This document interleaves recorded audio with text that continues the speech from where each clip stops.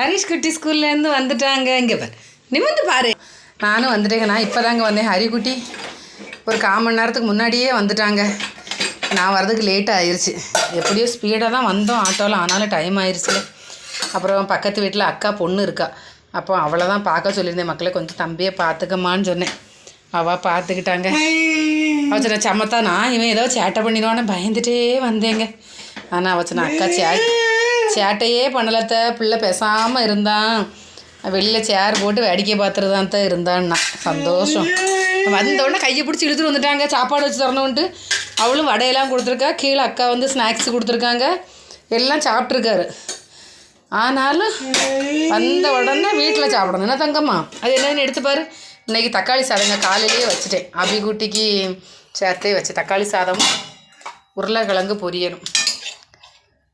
சாப்பிடுவோமா தங்கம்மா? ஹரிஷ் குட்டி எல்லாரையும் சாப்பிட வாங்க சொல்லுங்க. செல்லக்குட்டி அடுத்த வாட்டி போகும்போது ஹரிக்குட்டியை கூட்டுருதாங்க போகணும், விட்டுரு போகக்கூடாது. நான் இன்றைக்கே லீவு போட்டிருப்பேன். சரி இன்றைக்கி தானே ஸ்கூல் திறந்துருக்காங்க, சரி பிள்ளைக்கு இன்றைக்கே லீவு போட வேண்டாம்னு நினச்சி தான் கூட்டுரு போகலங்க. நீங்கள் அங்கே போங்க, அம்மா கொண்டு வரேன் வாங்க. சரி நீங்கள் கொண்டு போகிறீங்களா? கொண்டு போங்க.